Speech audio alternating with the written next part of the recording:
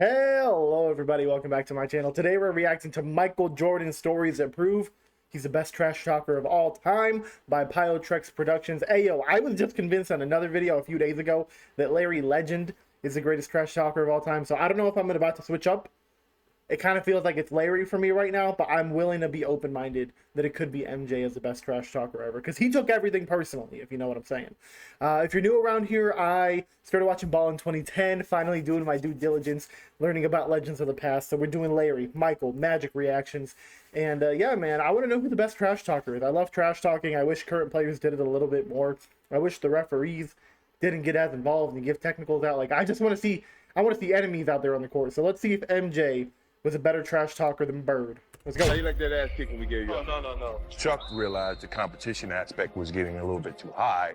Killing everybody on our squad. He wanted to end practice, but Magic didn't want to end. He wanted to keep playing because we just kicked his ass. When you trash talk, yeah, that's a game. It's a game of psyche now. They try to take it as a one-on-one competition to me, which totally takes away from their team concept. One thing, when you play against Michael Jordan, you not only have to stand up. I love that. If I trash talk them and they take it personally, that destroys the team from inside out. Because the helm of the team is now like, I'm taking this personally. My pride is in the way. I'm going to stop playing team basketball and just go after Jordan. I love that mentality. Which totally takes away from their team concept. One thing, when you play against Michael Jordan, you not only have to stand up to him physically, you have to stand up to him mentally, because he will torment you. I know how to play the game. I don't think they know how to play the game when I'm talking to them. I always stay quiet when I play mine. I didn't talk too much. So what happened was, we're in Chicago, and I had played against Mike 3 times head up. So KG had never seen me play against Mike. We in Chicago, it's my rookie year. And I got about 24 going into the fourth quarter. But JR is having a good game. So as we come out the timeout, just I'm on, y'all. I can't even explain it. We come out of the fourth quarter, KG like, man, keep going at his ass. Serve him. He can't guard you.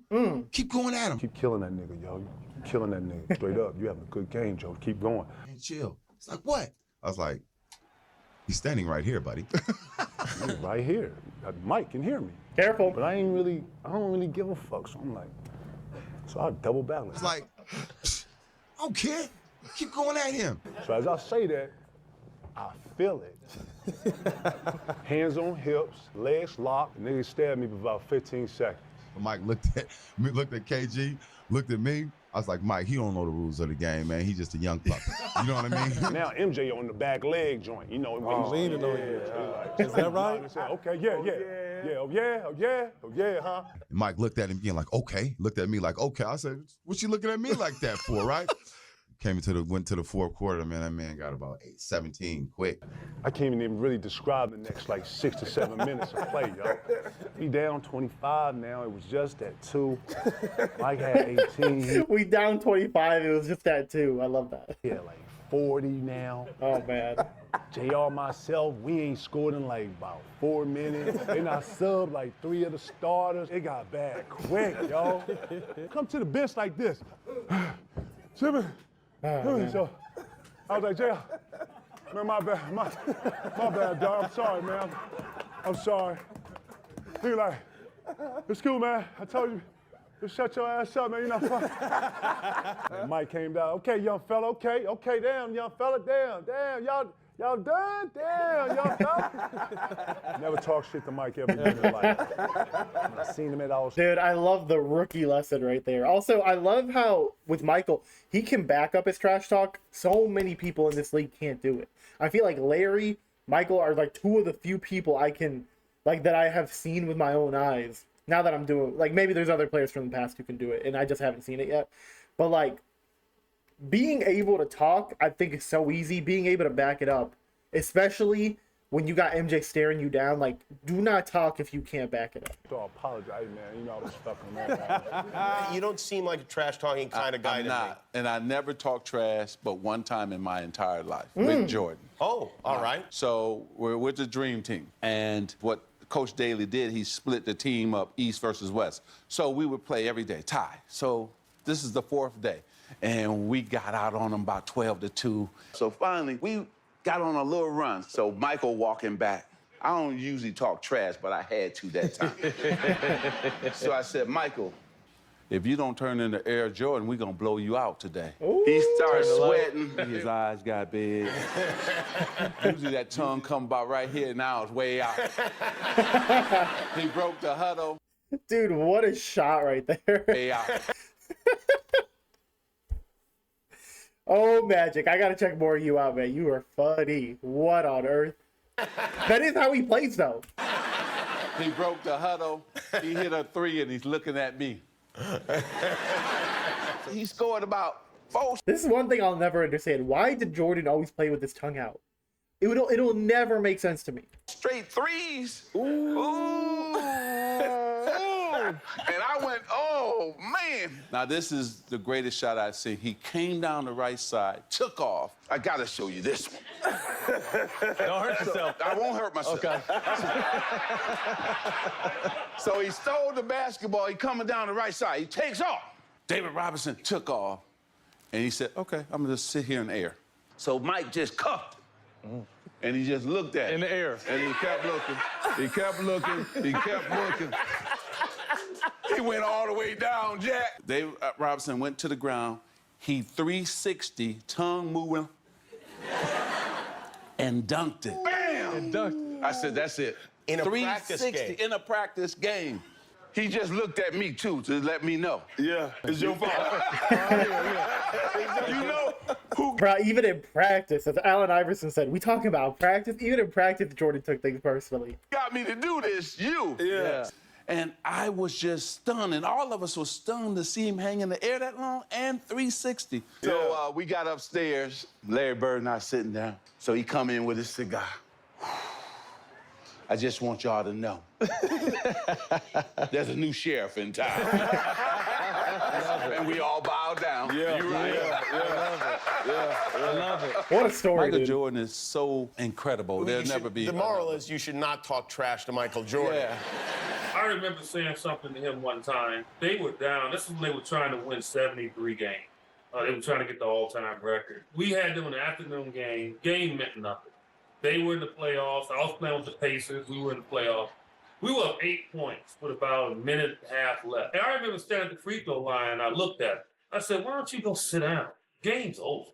And he looked at me. The next minute, I'm telling you, he played like it was game 7. I'm like, what's wrong with this dude? He did not like the fact that I just said that to him. And all of a sudden, it was a 1-point game. So Larry Brown calls timeout. We go over to the bench. And I think one of my teammates, Antonio Davis, he said, did you say something to him, Jay? I said, yeah. I said, I told the game was over. And Larry Brown heard it. Larry was like, why would you do that?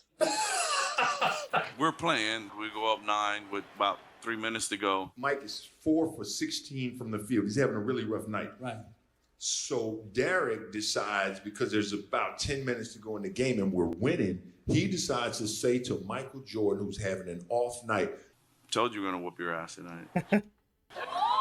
Told you we're gonna whoop your ass tonight. hey, Mike, shit's not falling tonight, Mike. You're having an off night, Mike. Bill Jackson looks down the bench. What do you want to do? So Michael ties his shoe up, takes his towel off, walks in. He stands next to me and says, "Little man, I told you about talking trash to me." I said, "Man, we up 9 with 3 minutes to go. You're not beating me tonight." Over the top of Scott. Michael's second in a row. He has 14. Oh, what a move by Jordan. It's so interesting how he can be having an off night, and then suddenly someone says something to him, and he's like, "All right, I'll flip it back." Like, how do you, like, wouldn't you think you'd want to flip it on anyway? Like, why the extra motivation needed there? The reverse. Under 4 minutes to go in the fourth. Jordan on the pull-up. Yes, and a foul. 20 for MJ. He's got 24 points in the last 10 minutes. He went on to score the next 15 points to beat us. The steal goes in on Anthony. And if you watch the video, the last one he made to win. This is no, like, catches the ball in the post. He does the typical Jordan fadeaway. He knocks down the shot. They go up by 6. He turns to the bench and says, "Shut up, you little bitch." He's looking for me. He's like, "I told you about talking trash to me." Michael Jordan with a hot fourth quarter, 19 in the fourth quarter, and the Bulls prevail in this one. But when I think of It kind of feels like Michael's trash talk happens after he beats the team who's been trashing him. It doesn't feel like he's the one that approaches them with the trash talk. Like with Larry, he would just come up to you immediately and be like, trash talk, trash talk, trash talk. With MJ, it's like, oh, you're talking trash to me? Let me destroy you, and then I'll trash talk you at the end. That's kind of the vibe I'm getting. I think of trash talking. I think of you going back and forth with other players. Yes. I'm a really nice guy. I'm not the biggest of guys. I may be tall, but I wasn't the biggest or strongest guys. I needed to have a little bit of an edge. I started talking as soon as I got into the league, but I had a bad experience. My rookie year, we were playing the Chicago Bulls. Always and the this is rookie Michael year. Jordan's third or fourth year in. Okay. And we were playing the next exhibition game in some obscure place. And Michael's going through the motion. And Chuck Person, who's on my team, who's a trash talker as well, is like, can you believe Michael Jordan, the guy everyone's talking about, who's supposed to be able to walk on water, you're out here killing him, Reg. This is in the first half. He's like, you should be talking to him. He's like, you know, you're right. Michael, who do you think you are? The great Michael Jordan? That's right. There's a new kid on town, right? Kind of looks at me and starts shaking his head. So at half, I have 10, and he has 4 points, right? I'm doing all this talking. He's like, okay. End of the game in the second half, he ended up with 44, and I ended up with 12. So he outscored me 40-2. And as he's walking off, he's like, be sure and be careful. You never talk to Black Jesus like that. Wait, Michael himself said that? And be careful. You never. And as he's walking off, he's like, be sure and be careful. You never talk to Black Jesus like that. I'm so sorry, Black Jesus. I'm so sorry. Did you ever do it again? Never to Michael Jordan. Here's what I'm saying, dude. If y'all hate on Bron for calling himself the GOAT, but y'all can't hate on Jordan for calling himself Black Jesus, I don't get it, man. I don't get it. What, like, one of these is not like the other. So anytime I hear someone say, yeah, frick LeBron for saying he's the GOAT. Yo, man, Michael has said way freaking worse. I ain't never heard LeBron call himself Jesus. That's ridiculous, dude. And disrespectful. Garbage. Never to Michael. Well, that's all right. Let's see if all that trash talking starts when it's 0-0 instead of 5-6 point lead. That's where it starts. That's the sign of a good man. If you can talk shit when it's even score, or talk shit when you're behind score. When you're ahead, it's easy to talk. I like that. That's a good mentality, dude. Yeah, if you can trash while you're behind or tied, that's more respectable than, oh, we got the lead, I'm finally gonna track talk. Nah, dude. That's just stupid. It's like whenever you see like a great team like the Warriors, they had their championship runs, and then now they just haven't been as good. When people are talking trash to them, it's like, yeah, we can finally kick you while you're down. It's just not respectable to me. It's like, do it while they're the best, and then it's respected. My camp against OJ Mayo, he was a top high school kid coming out, and I never met him first time. I happen to be the only high school player there, and it was mainly a freshman in college. You know, he came on the court and he guarded me, so instantly I was like, man, he must think I'm the, you know, not the strong link over here. In front of my camp, he starts this thing about, you can't guard me, you can't do this. You know, I got my campus here, so I can't really go where I want to go because of my camp. And then he said, okay, now let me handle my business. And he looked me in my face and said that. I'm like, what you mean? So he said, I need all the campers, everybody to leave, let's clear the gym. So I stopped the camp, send the kids to bed. We go back to playing. And he starts his whole thing, you know, that you can't guard me, you can't do this. We continue playing pickup. You know, Mike was Mike. You know, he would jaw on a little bit and really getting into me defensively. And, you know, he's backing me down, you know, said, better scream for mama. You know, his mama, mama. You had to scream for mama. You know, hit the famous fadeaway on me. And then, love that. You know, I said, okay, you got it going. And then he said, hey, young fella, let me tell you something. I said, look, dude, you may be the best high school player, but I'm the best player in the world. So from this point on, it's a lesson. And don't you ever disrespect, you know, the great like that. And from that point on... Hey, man, y'all said that Michael never proclaimed himself to be the best player in the world. That video right there proves that he did. Hey, I'm just saying, dude, I don't have a problem with him doing it. I think if you believe it, say it, and it's cool. People can disagree with you and whatever, but y'all told me Bron called himself the GOAT. If you're great, other people tell you you're great. You don't tell you yourself that you're great. Now, Michael Jordan literally just said, I'm the best player in the world. And don't you ever disrespect, you know, the great. Like This point on, it's a lesson. and don't you ever. But I'm the best player in the world. That's what I'm saying, from this dude. point on, it's a And lesson. I'm cool with that because I believe it. MJ is the best player in the world. I believe it. But don't tell me he never said that. And don't you ever disrespect, you know, the great like that. And from that point on, it was a lesson. He never won a game. I posted him up. I did everything. If I can ever show you that film, and if you can ever ask him that, ask him about the thing that happened at my camp. So we got Chicago Bulls coming in town, and unfortunately, I got a sprained ankle. I enjoy guarding Mike because he was, you know, the one thing I did with Mike is I never got him pissed off. He make a shot, you say, good shot, Mike.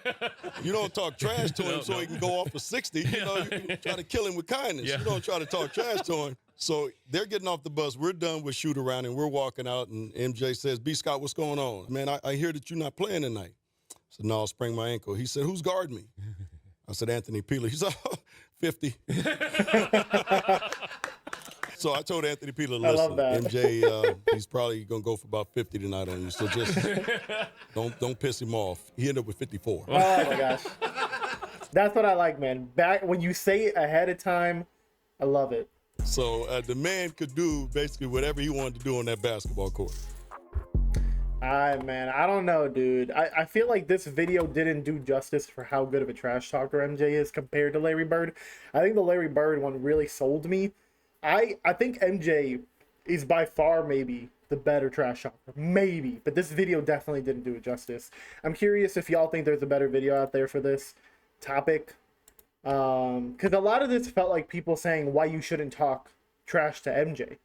That last story, for example, where he said, ha, 50, like proclaiming you're going to drop 50 before it even happens. I love that. That to me is elite trash talk, and that's what Larry Bird did all the time. But a lot of this was like, this is why you don't talk trash to him. Yeah, man.